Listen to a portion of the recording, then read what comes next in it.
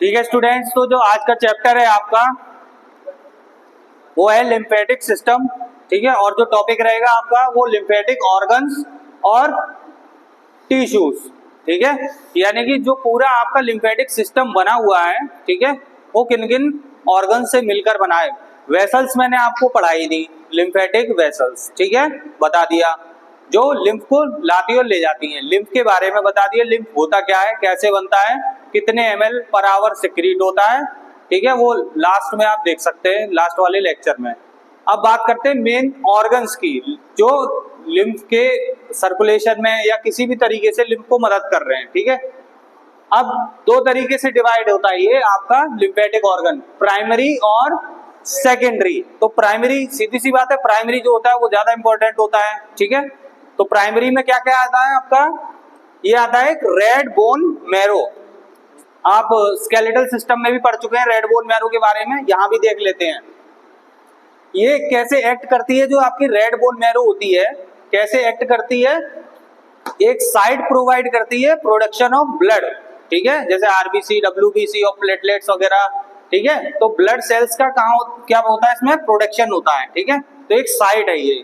ठीक है, कैसी होती है, सॉफ्ट और स्पॉन्जी होती है। ठीक है, न्यूट्रिएंट रिच होती है, बहुत सारे न्यूट्रिएंट्स होते हैं जो हम खाते हैं इसमें। ठीक है, और इनके जो लॉन्ग बोन्स होती है और फ्लैट बोन्स होती है उनके एंड में प्रेजेंट होती है। रेड बोन मैरो कहाँ प्रेजेंट होती है, लॉन्ग बोन या आपकी फ्लैट बोन्स के एंड में। ठीक है, अच्छा, कुछ यहाँ पे डब्ल्यूबीसी भी बनती है, हमने पढ़ा था पहले, डब्ल्यूबीसी भी आपकी बनती है रेड बोन मैरो में। ठीक है, अच्छा, मैच्योर होती है यहाँ पे। ठीक है, कौन सी, बी लिम्फोसाइट। मेनली कौन सी मैच्योर होगी, बन तो रही है, लेकिन जो बी लिम्फोसाइट थी वो कहाँ मैच्योर होगी, आपकी बोन मैरो में। ठीक है, और टी लिम्फोसाइट जो है आपकी कहाँ मैच्योर होगी, थाइमस में। ठीक है, अब थाइमस ग्लैंड के बारे में पढ़ लेते हैं। तो कुल मिला के क्या है, रेड बोन मैरो जो है उसमें आपकी बी लिम्फोसाइट क्या होगी, मैच्योर होगी। ठीक है, बी लिम्फोसाइट पे हम ज्यादा जोर इसलिए दे रहे हैं, हालांकि प्रोडक्शन और भी चीजों का हो रहा है, ब्लड सेल्स का, लेकिन आपका जो लिम्फ है उसमें टी लिम्फोसाइट और बी लिम्फोसाइट दोनों हैं। ठीक है, मेनली वही काम कर रहे हैं।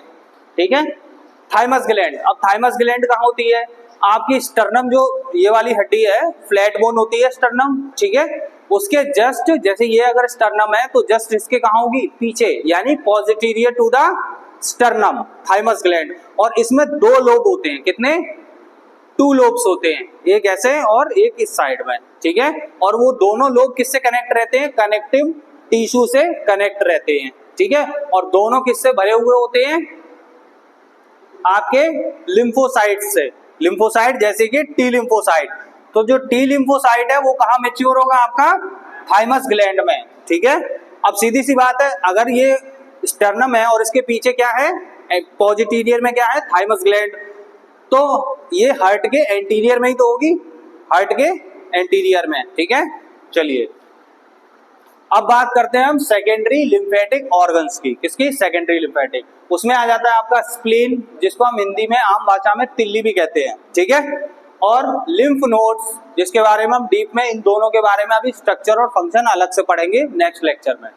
स्प्लीन, लिम्फ नोड, टॉन्सिल्स, सभी जानते होंगे यहाँ पे जितने लोग बैठे हैं, टॉन्सिल्स क्या होते हैं, और पेयर्स पैचेस, ये चारों किसमें आ जाते हैं, आपके सेकेंडरी लिम्फेटिक ऑर्गन्स में।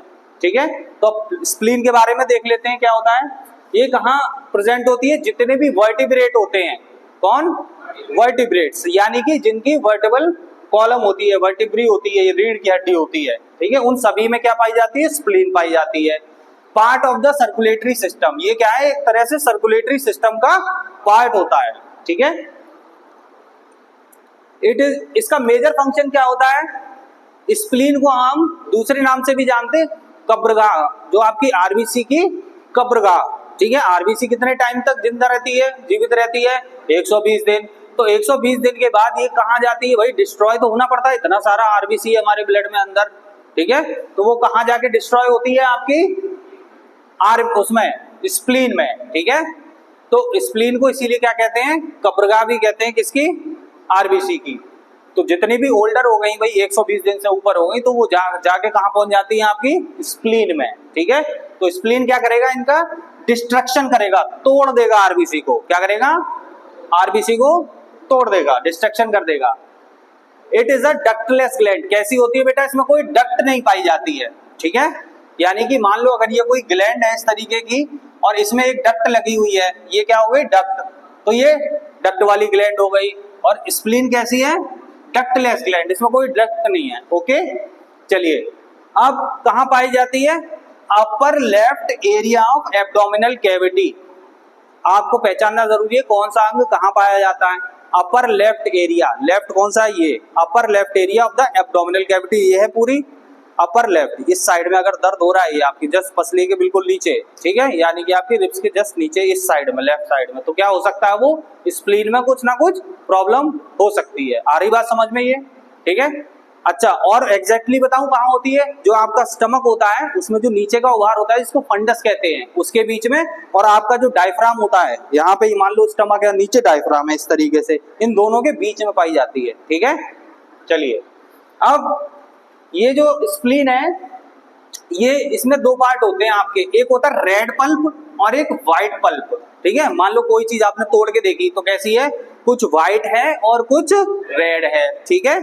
अब व्हाइट में सीधी सी बात है, रेड में क्या होगा, आरबीसी होंगी, भाई रेड है तो आरबीसी होंगी, और व्हाइट वाले में क्या होगा, डब्ल्यूबीसी। तो व्हाइट पल्प किसमें रिच होता है, लिम्फोसाइट्स में, किसमें, लिम्फोसाइट, डब्ल्यूबीसी नहीं करा है यहाँ पे, पर्टिकुलर क्या, लिम्फोसाइट, और रेड पल्प में क्या, आरबीसी, ठीक है। अब आते हैं लिम्फ नोड्स के ऊपर। तो लिम्फ नोड क्या होते हैं, कैसे होते हैं, ये ओवल शेप के होते हैं, कैसे, ओवल या बीन शेप के, ठीक है। राजमा देखा है, उसी शेप का होता है, ठीक है। और कहाँ अटैच होते हैं ये, लिम्फेटिक वेसल्स से। मैंने क्या बताया था आपको, मान लो ये वेसल्स जा रही हैं तो बीच बीच में क्या होंगे आपके यहाँ पे, लिम्फ नोड्स, ठीक है। अब काम क्या करते हैं ये, अच्छा कैसे होते हैं ये, हनी कॉम्ब की तरह होते हैं, मधुमक्खी का छत्ता देखा है आप लोगों ने सबने, अंदर से कैसे होंगे ये लिम्फ नोड्स, हनी कॉम्ब जैसे, ठीक है, made up of connective tissue, और इसमें बहुत सारे क्या होंगे, कनेक्टिव टिश्यू होंगे, ठीक है। It is rich in lymphocyte, इनमें भी क्या होता है, लिम्फोसाइट, भाई सीधी सी बात है, इसमें लिम्फ बह रहा है तो ये बीच में लिम्फ नोड है, तो क्या होगा, लिम्फोसाइट्स ही होंगे, ठीक है। अब ये क्या करेगा, फिल्टर और डिस्ट्रॉय करेगा किसको, बैक्टीरिया और वायरस को, या जो भी अंदर डर्बिस होगी, सेल डर्बिस यानी सेल के टूटे फूटे अंग, ठीक है। तो लिम्फ नोड समझ में आ गया, डीप में पढ़ेंगे अलग से। अब बात करते हैं टॉन्सिल्स की। कोई भी यहाँ पर ऐसा नहीं होगा जो टॉन्सिल्स के बारे में जानता ना हो, सबको जानकारी होगी। टॉन्सिल्स हो जाते हैं, दिक्कत होती है खाना खाने में, स्वेलिंग आ जाती है वहाँ पे। तो कभी आपने सोचा ऐसा क्यों होता है, स्वेलिंग आ जाती है, क्या हमारे टॉन्सिल्स खराब हो गए या अच्छे से काम कर रहे हैं, अगर स्वेलिंग आ गई तो बताओ। टॉन्सिल्स का काम ये होता है बेटा कि आपका सेम पाथवे है अंदर से कनेक्ट, जो ऊपर नोज की तरफ जाता है या नोज से अंदर की तरफ आता है, ठीक है, और जो गले से नीचे जा रहा है आपके फेरिंग से नीचे।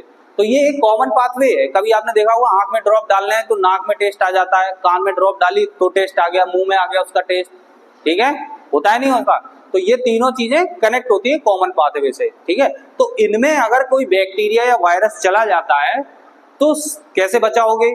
तो ये जो टॉन्सिल्स होते हैं ये क्या करते हैं, पहली बात तो देखो कैसे होते हैं बेटा, रिंग स्ट्रक्चर के होते हैं, कैसे, रिंग स्ट्रक्चर के, यानी गोल जैसे होते हैं, ठीक है। कहाँ होते हैं, फेरिंग्स। तो ये जो आपका पार्ट है पूरा अंदर का, वो क्या कहलाता है, फेरिंग्स। अभी आप जब डाइजेस्टिव सिस्टम पढ़ोगे, रेस्पिरेटरी सिस्टम पढ़ोगे, तब आपको समझ में आ जाएगा कि अंदर के पार्ट को क्या कहते हैं, ठीक है। अभी इतना जान लो क्या होता है वो पार्ट, फेरिंग्स, ठीक है। अच्छा, कितने पेयर्स में होते हैं बेटा ये, 3 पेयर्स में, 3 जोड़े होते हैं, कितने, 3 पेयर्स में होते हैं। कैसे होते हैं, रिंग स्ट्रक्चर होते हैं। कहाँ होते हैं, फेरिंग्स में होते हैं। कितने होते हैं, 3 पेयर्स में, ठीक है। चलिए अब ये क्या करते हैं, ये अट्रैक्ट करेंगे और किल कर देंगे बैक्टीरिया और वायरस को। जो भी आप नोज से स्मेल कर रहे हैं, क्या पता उसमें हवा में बैक्टीरिया वायरस हो, तो कैसे बचेगा, आगे वो अंदर से जाके टॉन्सिल्स में अट्रैक्ट होके चिपक जाएगा वहां पे, ठीक है। और अगर माउथ से कुछ खा रहे हैं तो उसमें कुछ गंदगी होगी या बैक्टीरिया या वायरस होगा, गंदगी नहीं बैक्टीरिया या वायरस, तो वो जाके आपके टॉन्सिल्स में चिपक जाएगा, ठीक है। तो इस तरीके से क्या होगा, अंदर उसकी एंट्री बच जाएगी, अंदर एंट्री नहीं हो पाएगी उसकी आपके अंदर बॉडी में, ठीक है। चलिए, तो यही लिखा है आपका यहाँ पे। अब उसके बाद की बात मैं आपको बताऊं क्या होता है। अब टॉन्सिल्स भी क्या है, इनमें भी क्या है, आपके लिम्फोसाइट्स है, WBCs है इनके अंदर है। तो क्या होता है कि जब भी इनके अंदर बैक्टीरिया वायरस गया तो आपने देखा टॉन्सिल्स सूज जाते हैं, जब आपके स्वेलिंग आ जाती है। उनमें स्वेलिंग कब आती है, मैंने बताया था जब वहाँ पे WBC बहुत ज्यादा इकट्ठी हो जाती है, ठीक है, तब स्वेलिंग आ जाती है। WBC का काम क्या है, पैथोजेंस को किल करना, ठीक है। तो स्वेलिंग आ रही है तो उसका मतलब समझ लो आपके टॉन्सिल्स अच्छे से काम कर रहे हैं, ठीक है। तो आप फिर क्या करते हैं, मेडिसिन लेते हैं। आगे बात समझ में। चलिए आगे बढ़े पेयर्स पैचेस की तरफ। अब मान लो आपकी इंटेस्टाइन में कुछ इन्फेक्टिव चीज पहुंच गई, या पैथोजन पहुंच गया, या बैक्टीरिया या वायरस पहुंच गया, तो वहां पे कौन बचाएगा आपको, पेयर्स पैचेस। तो कौन बचाएगा, पेयर्स पैचेस। भाई इधर से एंट्री हो रही थी तो कौन बचा रहा था इधर, टॉन्सिल्स, नोज से और माउथ से, ठीक है। अब पेयर पैचेस कहाँ होते हैं, it is present at the wall, wall यानी दीवार ऑफ इंटेस्टाइन। कहाँ, आपकी जो इंटेस्टाइन है उसकी वॉल पे होंगे पेयर पैचेस, और अपेंडिक्स, अपेंडिक्स सभी जानते होंगे कि अपेंडिक्स का ऑपरेशन हुआ है। जो इंटेस्टाइन होती है उसके सबसे लास्ट में एक पूंछ की तरह होती है, वो आपकी अपेंडिक्स कहलाती है, ठीक है। और attach to the caecum of large intestine, जो बड़ी आंत होती है आपकी, लार्ज इंटेस्टाइन होती है, उसके कौन से वाले भाग में, सीकम वाले भाग में ये प्रेजेंट होते हैं। कहाँ कहाँ प्रेजेंट होते हैं, एक तो अपेंडिक्स में, वॉल ऑफ इंटेस्टाइन, ठीक है, और सीकम ऑफ लार्ज इंटेस्टाइन, ये तीन जगह अंदर प्रेजेंट रहते हैं, ठीक है। क्या करते हैं ये, hence entry of bacteria and virus from GIT is interrupted by Peyer's patches. यानी कि अगर आपकी इंटेस्टाइन में किसी भी तरीके से अगर बैक्टीरिया वायरस चला गया है तो उनको किल करने का या उनको पकड़ने का काम कौन करेगा, आपका पेयर्स पैचेस, ठीक है।